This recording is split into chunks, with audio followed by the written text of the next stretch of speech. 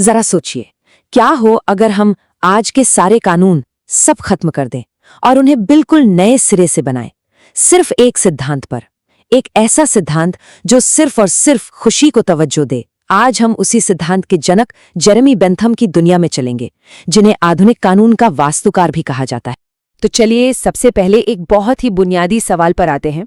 आखिर हम ये कैसे तय करें कि कोई कानून अच्छा है या बुरा? उसकी कसौटी क्या होनी चाहिए? क्या वो परंपराओं पर आधारित हो या धर्म पर या कुछ और? जेरेमी बेंथम ने इन सब सवालों को साइड में रखा और एक बहुत ही सीधा और कह सकते हैं क्रांतिकारी जवाब दिया। किसी भी कानून को परखने का सिर्फ एक ही पैमाना है, वो लोगों की जिंदगी में कितनी खुशी लाता है और कितना दुख कम करता है, बस। और इसी सोच को, इसी आइडिया को कहते हैं उपयोगिता का सिद्धांत या यूटिलिटेरियनिज्म। मतलब कोई भी कानून अच्छा है या बुरा, ये इस बात से तय होगा कि भाई उससे समाज में ओवरऑल खुशी बढ़ रही है या दुख बढ़ रहा है। जैसे अगर कोई ट्रैफिक नियम ज्यादातर लोगों का सफर सुरक्षित और आसान बनाता है तो वो उपयोगी है और इसीलिए एक अच्छा कानून है। बेंथम ने अपनी इस पूरी फिलॉसफी को बस एक लाइन में समेट दिया, अधिकतम लोगों का अधिकतम सुख।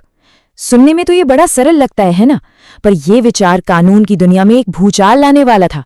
तो ठीक है, ये तो हो गई थ्योरी की बात, पर बेंथम ने इस एक लाइन के विचार को पूरे लीगल सिस्टम की नींव आखिर बनाया कैसे? चलिए इसी को समझते हैं।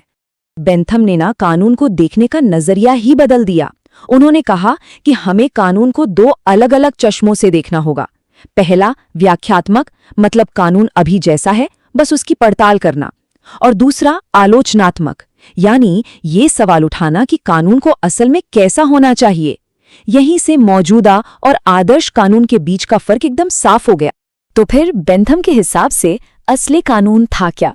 उनका जवाब एकदम क्रिस्टल क्लियर था। कानून वो है जो सॉवरेन, यानी उस वक्त का जो शासक है, वो कहता है, बस। कोई अगर मगर नहीं, कोई छिपी हुई शर्तें नहीं। तो इसका सीधा सीधा मतलब ये हुआ कि पुरानी परंपराएं, अदालतों के पिछले फैसले या प्राकृतिक कानून जैसी बातें उनके लिए कानून नहीं थी, जब तक कि शासक खुद उन पर अपनी मुहर न लगा दे। उनकी सोच बड़ी सिंपल थी, अगर शासक ने कह दिया तो वो कानून है, नहीं कहा तो नहीं है। और यही जो उनका सीधा साधा तर्क था ना, वही उन्हें इतिहास के सबसे विवादास्पद विचारों में से एक तक ले गया। उन्होंने एक ऐसे विचार पर हमला किया जिसे उस समय पवित्र माना जाता था, और उसे नाम दिया खंभों पर बकवास। वो आइडिया था प्राकृतिक अधिकारों का, यानी ये सोचना कि इंसान कुछ अधिकारों के साथ पैदा होता है जो उसे प्रकृति से मिले हैं। बेंथम ने इस बात को सिरे से खारिज कर दिया। उनके शब्द थे नॉनसेंस अपॉन स्टिल्ट्स, यानी खंभों पर खड़ी बकवास। एक ऐसी तीखी टिप्पणी जो आज भी फिलॉसफी और कानून की बहसों में गूंजती है। तो फिर इसका मतलब क्या हुआ? मतलब बहुत गहरा है। इसका मतलब है कि हम अधिकारों के साथ पैदा नहीं होते, अधिकार बनाए जाते हैं कानूनों के जरिए। अगर कानून नहीं तो कोई अधिकार भी नहीं। सोचिए जरा इस पर। तो अगर अधिकार कानून से बनते हैं तो फिर संपत्ति और सजा जैसी चीजों का क्या? बेंथम ने अपने उपयोगिता के सिद्धांत को इन जरूरी कानूनी मसलों पर कैसे लागू किया, आइए पता करते हैं। संपत्ति को लेकर बेंथम का जो विचार है वो उनकी इस एक लाइन में छिपा है। संपत्ति और कानून एक साथ पैदा होते हैं और एक साथ मर जाते हैं। उनके लिए प्रॉपर्टी कोई फिजिकल चीज नहीं थी, बल्कि एक कानूनी उम्मीद थी। मतलब आपके पास एक घर है, ये उतना जरूरी नहीं है। जरूरी ये है कि कानून आपको ये सिक्योरिटी दे, ये भरोसा दे कि आप उस घर में आराम से रह सकते हैं और कोई आपको वहां से निकाल नहीं सकता। वो भरोसा ही असली संपत्ति है। और सजा? बेंथम के लिए तो सजा देना भी अपने आप में एक बुराई थी। ये सिर्फ और सिर्फ तब जायज थी जब इससे भविष्य में होने वाला कोई बड़ा नुकसान टल जाए। मकसद बदला लेना बिल्कुल नहीं था, बल्कि समाज को भविष्य में होने वाले अपराधों से बचाना था। ये पूरी तरह से एक भविष्य की ओर देखने वाली अप्रोच थी।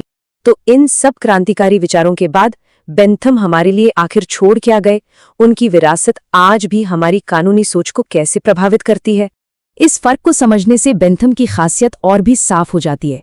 देखिए, जहां जॉन सामंड जैसे दूसरे विचारक कानून को सिद्धांतों का एक विज्ञान मानते थे, वहीं बेंथम के लिए कानून सिर्फ एक टूल था, एक ऐसा औजार जिसका एक ही मकसद था, समाज में ज्यादा से ज्यादा खुशी पैदा करना।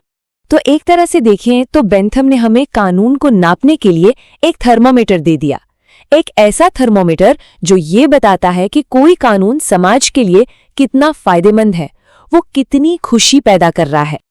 और यही सवाल आज हमारे सामने है। आज की इस जटिल दुनिया में जहां इतने अलग अलग विचार हैं, इतनी अलग अलग जरूरतें हैं, क्या ये खुशी का थर्मामीटर आज भी हमारे कानूनों को परखने के लिए एक उपयोगी उपकरण हो सकता है? इस पर सोचिएगा जरूर।